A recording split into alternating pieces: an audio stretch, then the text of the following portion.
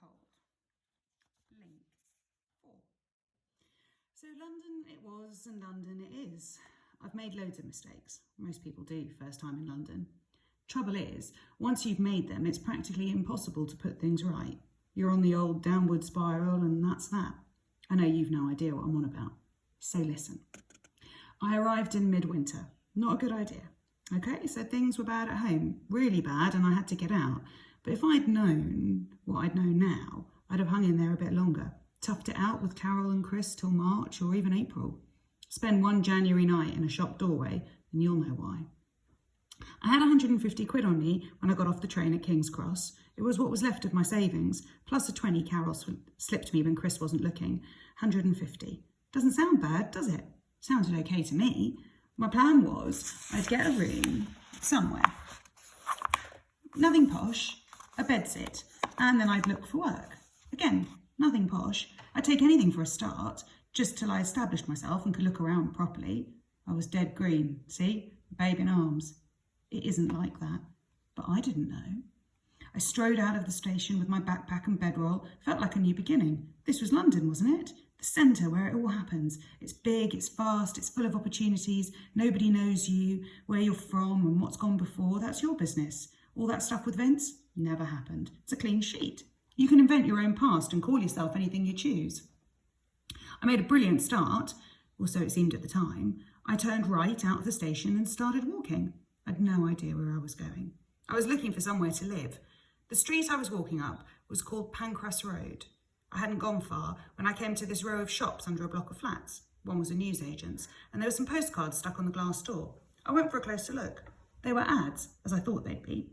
Articles for sale, babysitter wanted, house repairs done cheap. One said, B&B, suit working man, rent negotiable. The word negotiable was spent negotiable, and the whole thing looked like a 6-year-old had written it. But I didn't care. There was an address, Wharfdale Road. I went in the shop and asked for directions. It was back the way I'd come. It was a sleazoid place, and the rent wasn't all that negotiable either. 50 a week, the guy said. He had a face like a rat. Fortnight in advance, he said, and I'm doing you a favour. Most places want a month. I'm looking for work, I told him. I haven't much money. Can we negotiate? I told you I was green. Negotiate? His voice was a sort of screech. You can negotiate yourself right out of my house, lad, if that's your attitude. It's 50 a week, take it or leave it. I took it. And that was my second mistake. Oh, I was thankful at the time. Don't think I wasn't. I had a place to lay my head and keep out of the weather, and I hadn't been in London an hour. If I'd known, though, there were other places I could have tried. Places like the YMCA, where there's help and advice and food as well as a bed, if you're lucky enough to get in. But like I said, I didn't know. I looked for work, I really did. First thing next morning, I went to the job centre. The woman there said I should go to the careers office because I wasn't 18. She said I should go to the DSS as well. I went to the careers office and filled in a form. They asked where I'd come from and I said the north. I didn't want to be too precise, in case good old Vince took it into his head to come looking for me.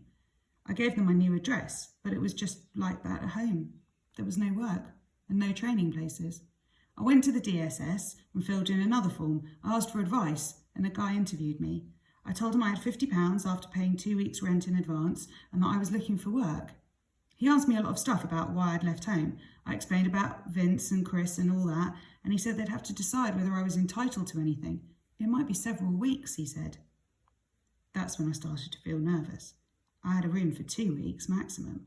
I didn't know much, but I had a feeling Ratface wasn't the sort who'd wait for his money. If I wasn't earning within a fortnight, I'd be out on my ear.